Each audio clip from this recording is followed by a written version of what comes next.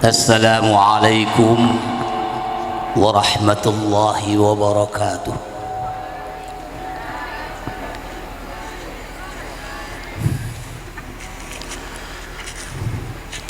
Alhamdulillahi haqqa hamdih, wassalatu wassalamu ala khairi khalqih Sayyidina Muhammadin rasulihi wa abdih wa ala alihi wa sahbihi. Amma ba'd. Sebelumnya saya ucapkan selamat jalan Bapak Bupati,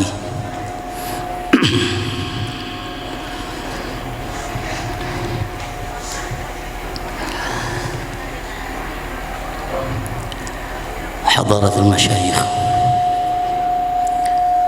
para kiai, para habaib, para ustadz, semuanya yang hadir, yang kami hormati semuanya, terutama tadi sudah pulang Bapak Bupati yang kami hormati.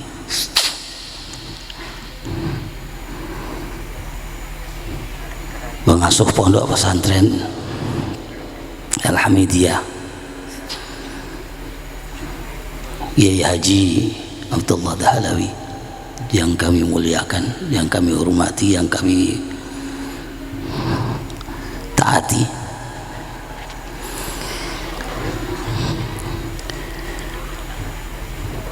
Para kiai yang sudah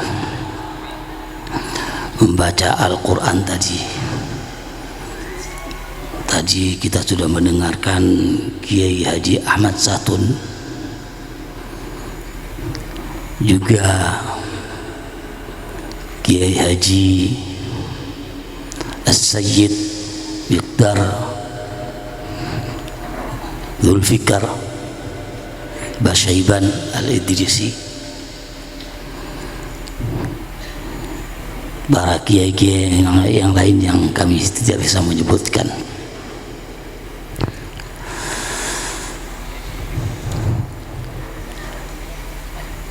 Bulan Sya'ban ini, malam ini masih bulan Sya'ban, tapi rasa Ramadan, Masya Allah, merinding saya. Malaikat ini turun semua, karena sejak tadi sudah bacaan Al-Quran sudah dilantunkan.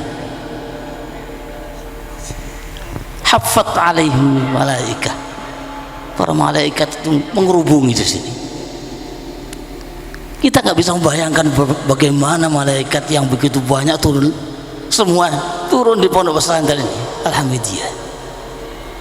Mudah-mudahan Allah Subhanahu wa taala selalu memberkati pondok pesantren Alhamdulillah.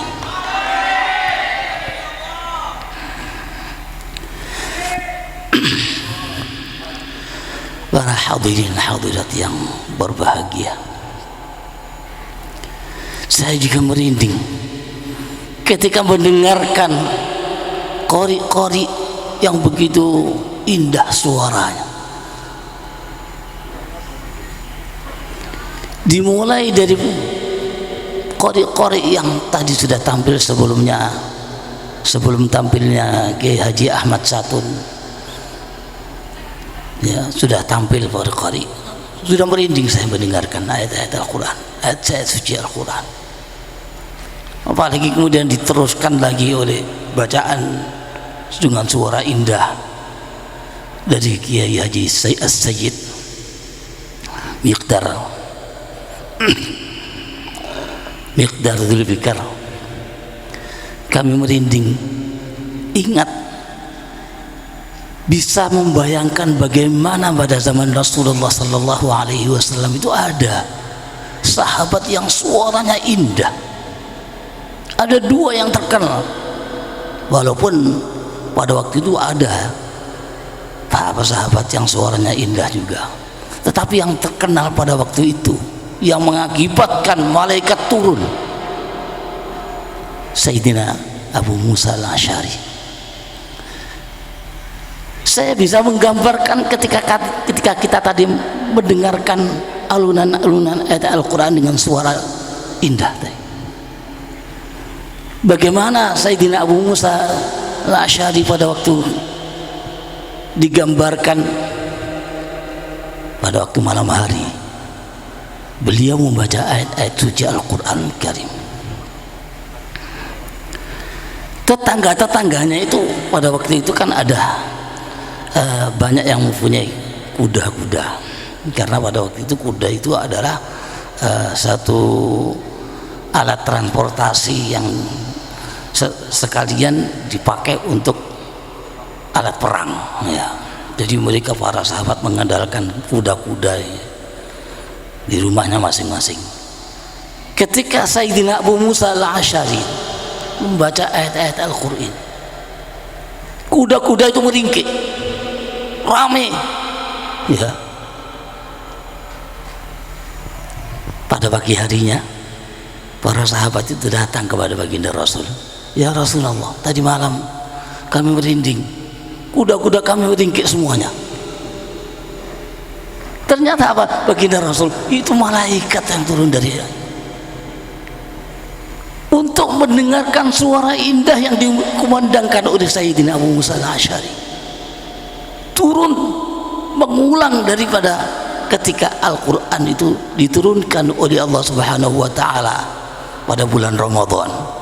Al-Quran itu diturunkan pada bulan Ramadan, itu malaikat dari langit turun semuanya. Nah, saat Abu Musa Al-Asy'ari itu membaca ayat-ayat Al-Quran dengan suara indah, para malaikat itu turun karena terkesima dengan suara indahnya ketika membaca ayat-ayat Al-Quran Karim.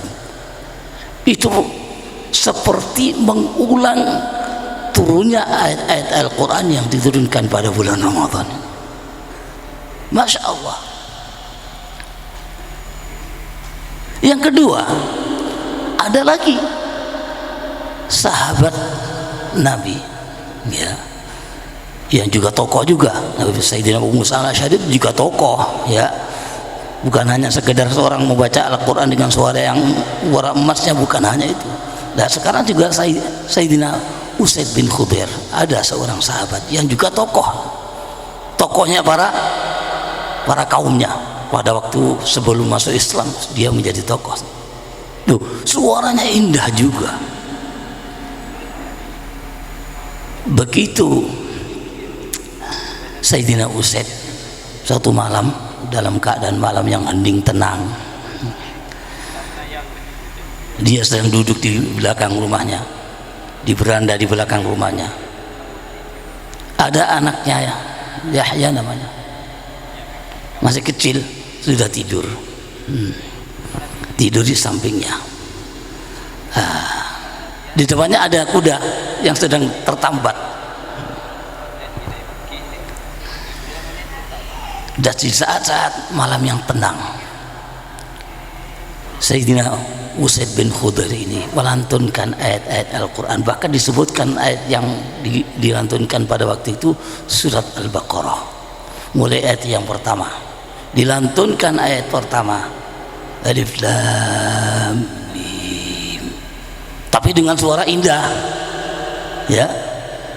Ya, suara indah kita tidak bisa menggambarkan, hanya bisa menggambarkan tadi yang dilantunkan oleh Kiai Haji Ahmad Satun atau Kiai Haji Bigdar. Begitu dibaca indah sampai 4 ayat ya, 4 ayat dulu, sampai ulaika ala hudam rabbihim ya, sampai wabil akhirati hum yuqinun. Di tengah-tengah bacaan ayat-ayat Al-Quran yang dilantunkan oleh Sayyidina Usaid bin Khudair ini, kuda yang di depannya yang tadi tertambat dengan tenang, tiba-tiba bertingkah mau lari, berputar-putar di tempat karena diikat ya, jadi nggak bisa lari, mutar-mutar aja. Lah, takut sini siapa? Ada apa ini? Ya, tuannya takut yang sedang membaca Al-Quran, akhirnya menghentikan. Usaid bin Khudair menghentikan, diperiksa. nggak ada apa-apa. Begitu selesai menghentikan bacaannya, kudanya diam, tenang. Akhirnya dilanjutkan lagi. Ulaika ala hudam mir rabbihim. Satu ayat, wa ulaika humul muflihun. Wah, kudanya bertingkah lagi, takut lagi. Takut lagi melihat anaknya tidur dekat dengan kuda. Wah, ini jangan-jangan nanti anak saya ini diinjak-injak kuda ini ya. Dihentikan, berhenti. Begitu berhenti, ternyata kudanya juga tenang. Wah, dilanjutkan lagi beberapa ayat lagi. Begitu dilanjutkan, begitu lagi berulang-ulang seperti itu, kudanya bertingkah mau lari, putar-putar di situ, takut. Nah, tapi begitu melihat di atas, loh, kok ada seperti awan yang memayungi. Di atas ada awan yang dipayungi, ada lampu-lampu yang indah juga di sana. Akhirnya paginya lapor kepada baginda Rasul, ya Rasulullah, kami sedang baca Al-Quran, kuda saya ini, ceritakan semuanya. Saya takut anak saya, akhirnya saya hentikan. Takut anak saya diinjak-injak. Rasulullah sebelum ceritanya selesai sudah mestinya kamu harus membaca terus. Nah, mestinya kamu baca terus. Enggak, saya hentikan, saya takut. Enggak, mestinya kamu harus membaca terus. Itu malaikat itu yang di atas, yang seperti lampu-lampu itu, malaikat turun semuanya di langit. Masya Allah.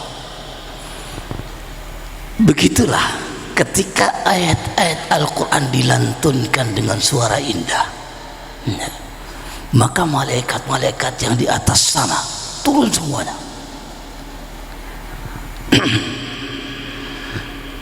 Apalagi kalau kita mengetahui sebentar lagi sudah Ramadan kita, ya. Sebentar lagi bisa Ramadan. Ternyata Al-Quran itu diturunkan oleh Allah Subhanahu wa Ta'ala pada bulan Ramadan. Bahkan bukan hanya Al-Quran, kitab-kitab suci itu semuanya akan diturunkan oleh Allah. Semuanya diturunkan pada bulan Ramadan.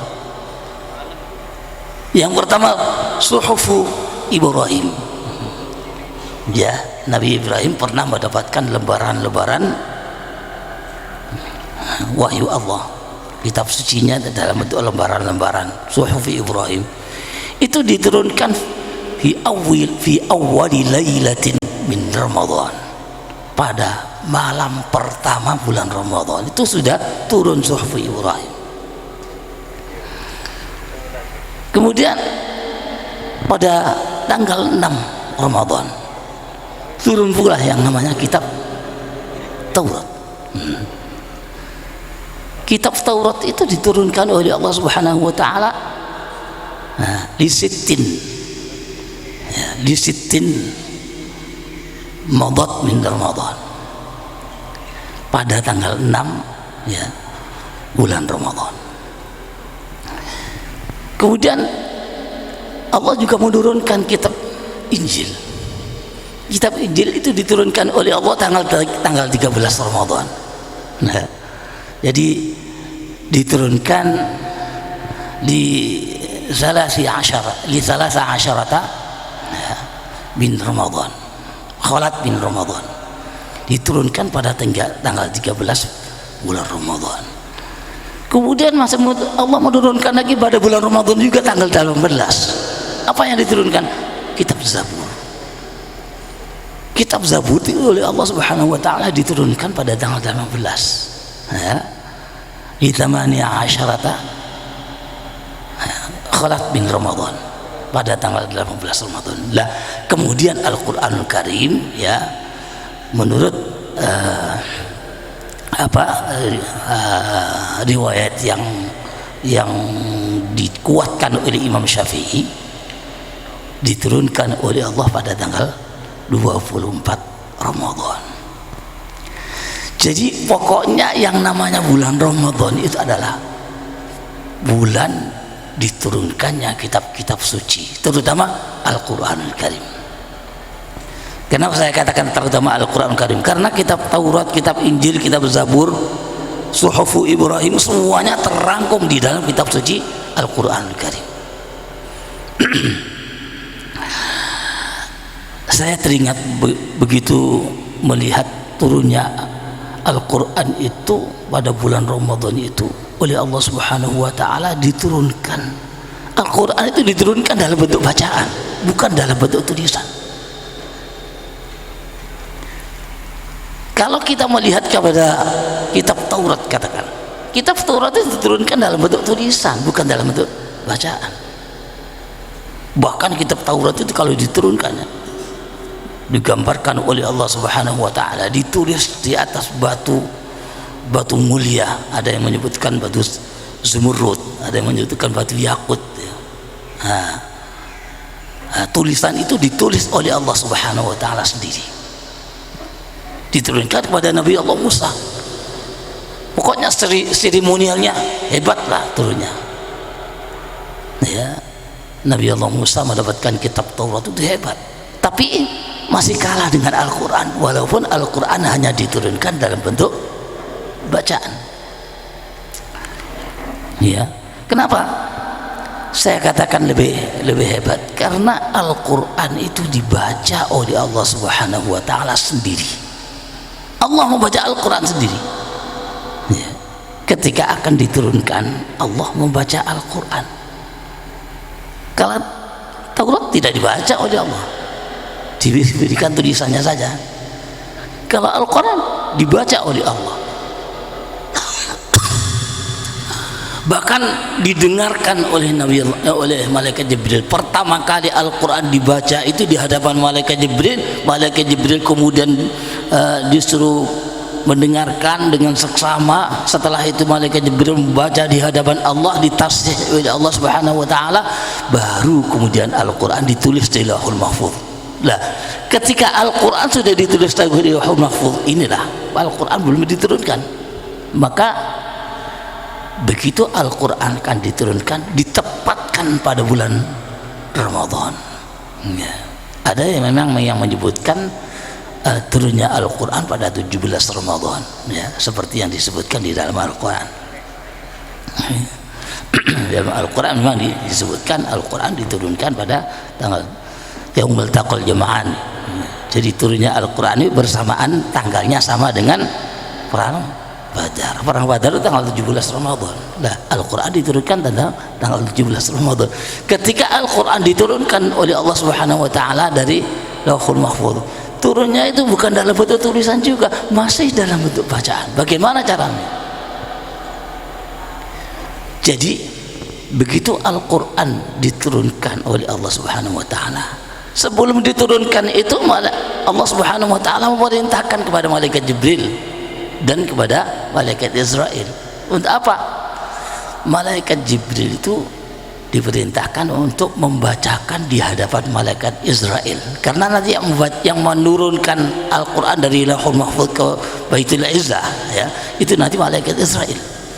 Begitu malaikat Israel mendengarkan bacaan dari malaikat Jibril, maka kemudian malaikat Israel itu membaca di hadapan malaikat Jibril untuk pentasihan.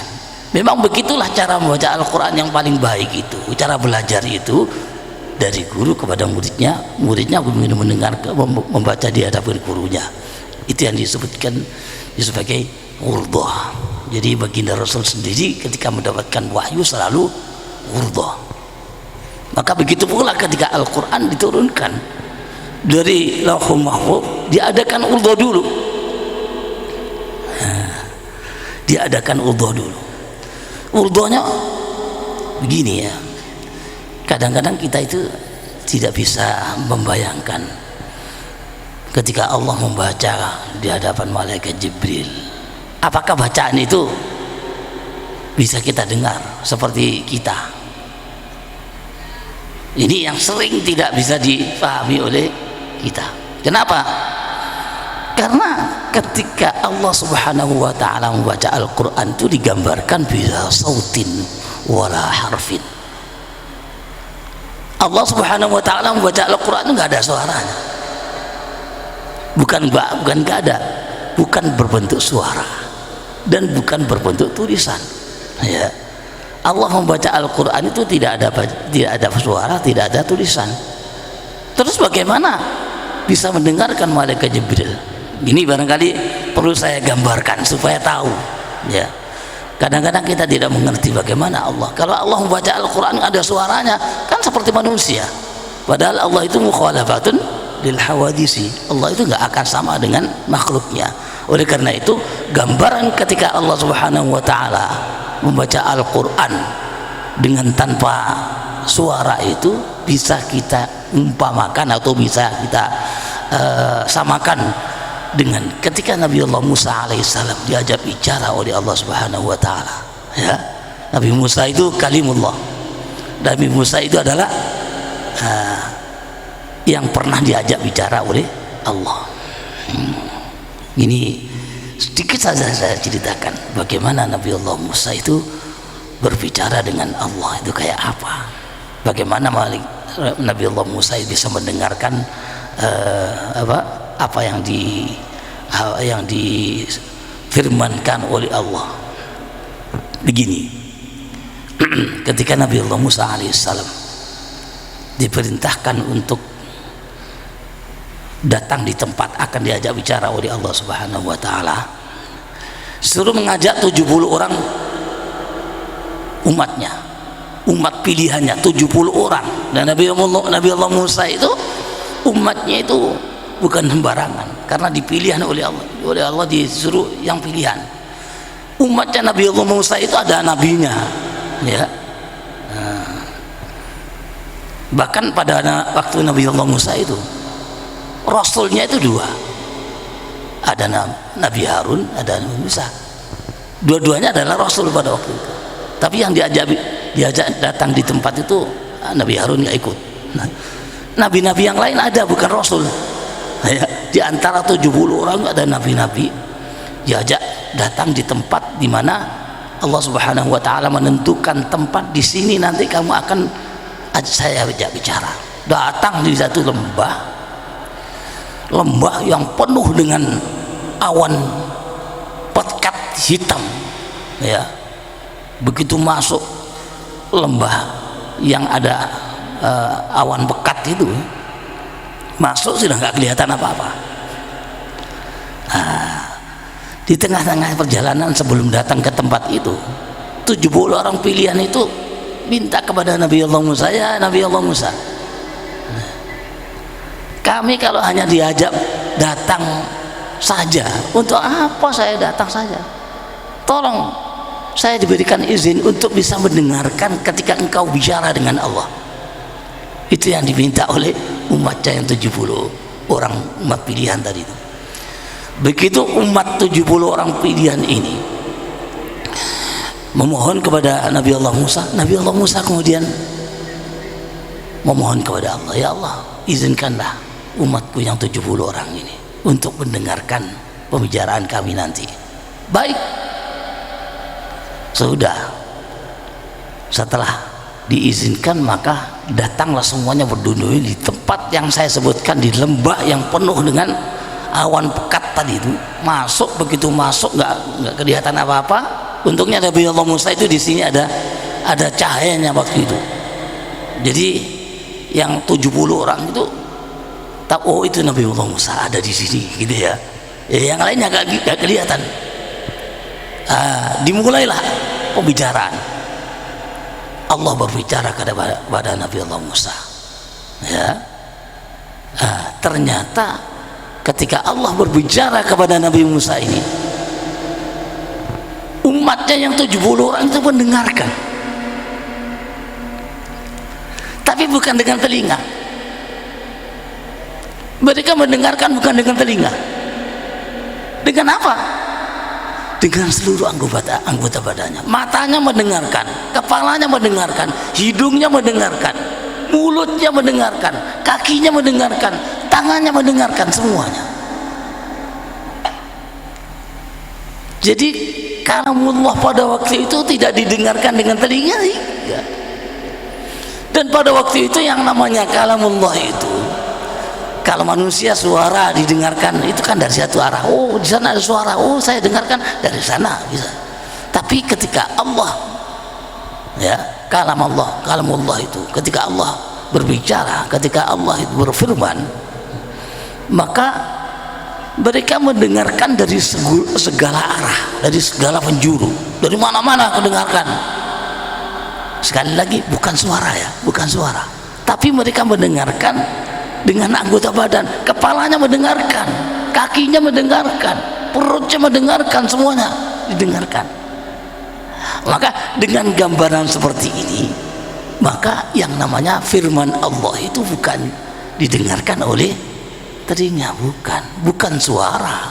Kalau suara bisa didengarkan dengan telinga.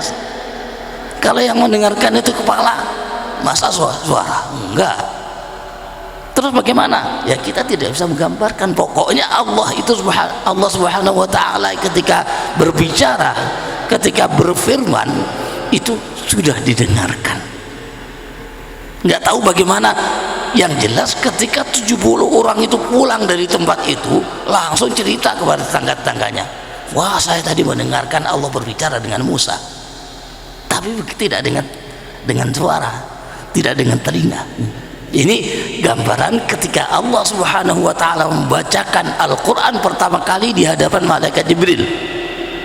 Malaikat Jibril ya mendengarkan, tapi bukan dengan telinga, tapi kemudian ditirukan oleh malaikat Jibril, ya. Terus begitu pula ketika malaikat Jibril menyampaikan kepada malaikat Israel, karena akan diturunkan oleh Israel dari Lauhul Mahfuz diturunkan ke Baitul Izzah. Al-Qur'an itu diturunkan dalam bentuk bacaan, bukan dalam bentuk tulisan. Ya, cuma para ulama menjelaskan bahwa walaupun Al-Qur'an itu diturunkan dalam bentuk bacaan, ketika malaikat Jibril itu menyampaikan kepada baginda Rasul, ya, ketika Al-Quran sudah diturunkan di Baitul Izzah, kemudian kepada baginda Rasul, ayat yang pertama kali turun itu adalah Iqra bismi rabbikal ladzi khalaq, 5 ayat. Iqra bismi rabbikal ladzi khalaq, khalaqal insana min 'alaqin, iqra wa rabbukal akramul ladzi 'allama bil qalam 'allamal insana ma lam ya'lam. Itu ayat yang pertama kali turun kepada baginda Rasul, ya, itu dalam bentuk bacaan. Tetapi kemudian Allah Subhanahu wa taala memberikan ilham kepada para sahabat untuk menuliskan Al-Qur'an. Artinya apa?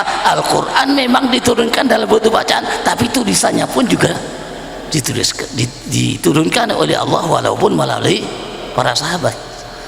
Ya, sebab para sahabat itu ketika wahyu turun kepada baginda Rasul, maka para sahabat dipanggil untuk menuliskan, ya.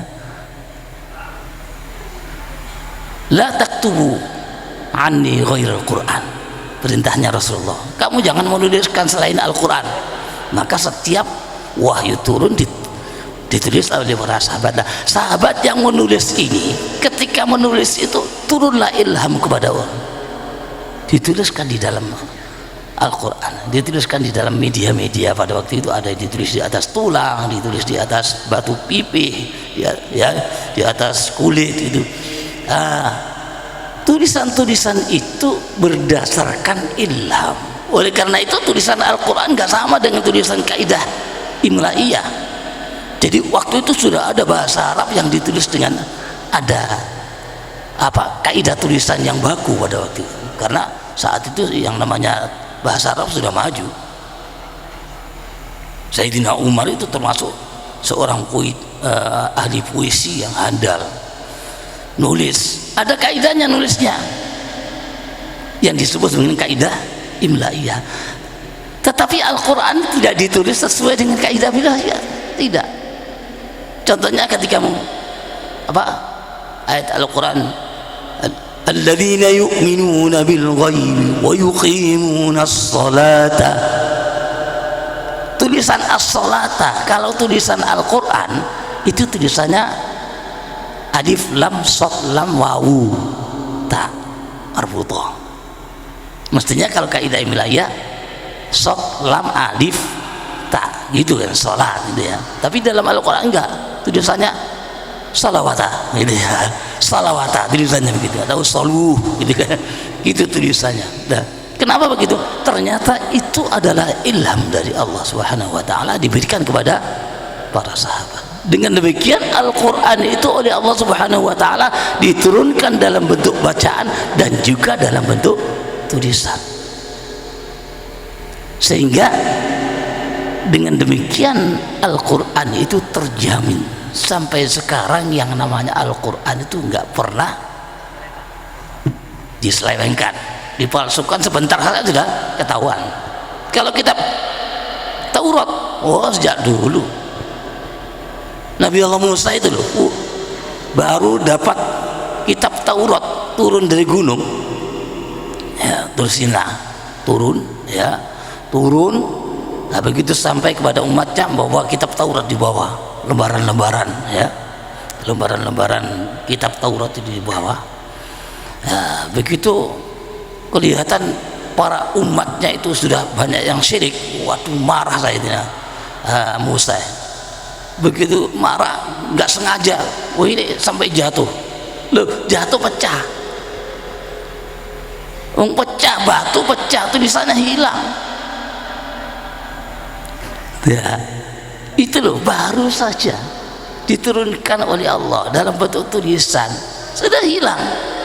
Untungnya kemudian yang namanya kitab Taurat yang lembaran yang pecah itu kemudian dipuasai lagi oleh Nabi Allah Musa. Dipuasai lagi, setelah puasa maka utuh lagi yang namanya kitab. Jadi memang kalau kita melihat turunnya kitab Taurat itu kan prosesnya Nabi Allah Musa itu puasa 40 hari. Wa'adna Musa 30 lailatan wa atmamnaha bi 'ashrin fatamma miqatu rabbih 40 lailah. Jadi ketika Nabi Allah Musa itu akan mendapatkan kitab Taurat oleh Allah Subhanahu wa taala disuruh puasa. Puasanya enggak seperti kita.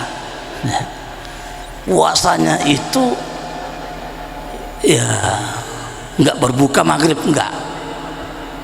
Kalau puasa kita kan siang. Ya.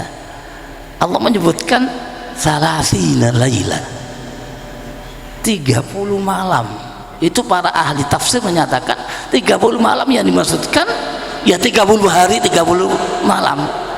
30 hari 30 malam puasanya Nabi Allah Musa itu.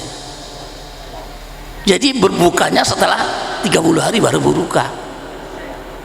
Kalau kita kan siang saja ya, mulai subuh sampai maghrib itu puasanya. Kalau Nabi Allah Musa enggak, mulai awal sampai 30 hari baru berbuka. Coba kalau kita membayangkan kita puasa, untung kita puasa seperti itu. Nabi Allah Musa puasanya seperti itu. Begitu puasa sampai 30 hari mulutnya bau nggak enak. Bau kotak-kotak katanya. Ya kalau kita puasa ya, puasa kan baunya nggak enak ya. Nah ini puasa hanya sehari. Kalau Nabi Allah Musa puasa 30 hari, wah baunya nggak enak. Nah, begitu selesai 30 hari langsung cari daun-daun, digosok-gosok supaya baunya hilang. Ternyata oleh Allah Subhanahu wa taala ditegur, Musa, lo kenapa kamu hilangkan baunya itu? Nggak jadi saya turunkan kitab Taurat. Ya, saya bermaksud kamu berpuasa 30 hari itu belum habis sisa puasanya, bekas puasanya itu belum habis, saya turunkan kitab Taurat. Yang dimaksudkan belum habis, baunya itu masih ada. Ketika baunya masih ada itu saya turunkan kitab Taurat. Karena kamu sudah menghilangkan baunya, sudah nggak ada bekasnya puasa. Sekarang puasa lagi kamu 10 hari. Ya, begitu. Ya. Talatina laila. Wa atmamna bi 'ashrin. Akhirnya disempurnakan, tambah 10 hari lagi puasanya Nabi Allah Musa. 10 hari, artinya 10 hari 10 malam. Ya 10 malam, 10 hari 10 malam baru buka. Ya sudah, baunya sudah nggak enak lagi. Begitu baunya masih nggak enak, turunlah kitab Taurat kepada Nabi Allah Musa. ini kita alhamdulillah puasa kita masih diberikan oleh Allah Subhanahu wa taala, puasanya puasa siang, bukan puasa siang malam. Ya. Kita nanti akan masuk pada bulan Ramadan, bulan Al-Qur'an. Kenapa saya katakan bulan Al-Qur'an? Al-Qur'an itu diturunkan pada bulan Ramadan, dan ketika pada bulan Ramadan itu Rasulullah sendiri sudah memberikan contoh bahwa pada bulan Ramadan itu baginda Rasul menghabiskan waktunya untuk bacaan Al-Qur'an. Nggak tanggung-tanggung baginda Rasul membaca Al-Qur'an pada bulan Ramadan. Sebab apa? Rasulullah ketika membaca Al-Qur'an pada bulan Ramadan itu tadarus, ya, membaca di hadapan malaikat Jibril gitu. Rasulullah membaca setiap hari sampai 30 hari itu Rasulullah selalu membaca Al-Qur'an dengan malaikat Jibril berdua, ya. Lah, belum lagi para sahabat. Ini malam ya. Saya sebetulnya ingin cerita banyak, tapi ini sudah malam. Mohon maaf ya. Sebetulnya saya ingin menjelaskan banyak tentang Al-Qur'an itu. Karena namanya sejarah Al-Qur'an itu sangat minim di mana-mana. Sangat minim sekali. Ya, kita itu setiap hari membaca surat Al-Fatihah saja 17 kali. Artinya membaca Al-Qur'an minimal kita membaca surat Al-Fatihah 17 kali kan sehari semalam, itu minimal itu. Cuma kita nggak tahu ceritanya Al-Qur'an itu kayak apa, nggak tahu. Ini saya prihatin juga itu. Tapi alhamdulillah di pondok ini, Hamidiyah ini, karena ada apa ya, semacam muhawalah semacam seperti ini ya, yang diadakan ada Lailatul Qiraah, ya, sekaligus nanti pasti ada cerita-cerita Al-Qur'an itu, ya. Kalau di tempat-tempat yang lain imtihan atau ya imtihannya pondok juga kan nggak ada Lailatul Qiraah. Dengan Lailatul Qiraah itu sedikit banyak kita akan mendengarkan ceritanya Al-Qur'an itu kayak apa. Nggak tahu Al-Qur'an itu kayak apa ceritanya turunnya Al-Qur'an.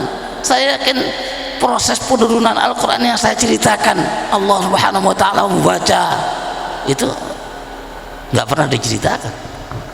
Kenapa? Karena tidak ada kurikulumnya di pondok-pondok pesantren tentang tarikhul Qur'an.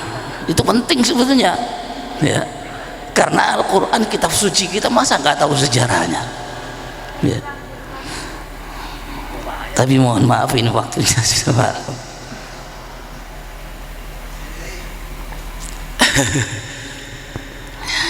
Ya, barangkali lain kali saya akan cerita yang lebih banyak tentang Al-Qur'anul Karim itu, karena itu sangat penting bagi kita.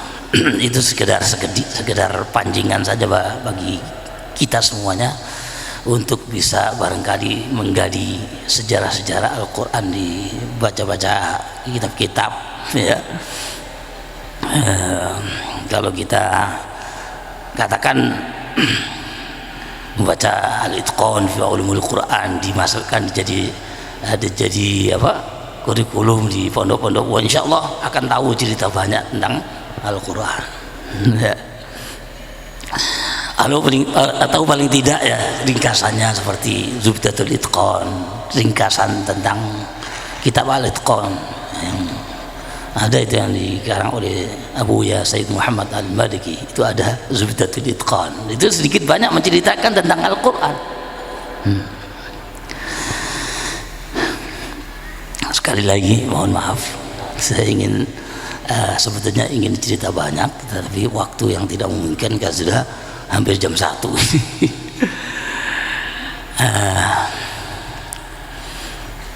Terima kasih atas kepercayaannya Pak Kiai Abdullah Dahlawi. Kami hanya segera cerita, ya, bukan saya hanya segera ceritakan apa yang saya tahu gitu.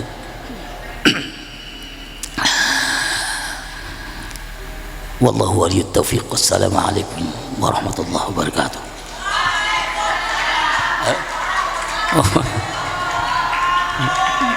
Maksudnya yang doa ini yang sepuh-sepuh lah. Iya. Oh cuma tadi itu, iya yang sepuh saya ya. Saya sering begitu. Saya diminta doa, sering diminta doa. Doa Kiai, mau cari yang sepuh-sepuh saja. Ternyata yang sepuh saya daripada Kiai Abdullah sepuh saya. Saya tanya usianya 61 ya. Saya 66.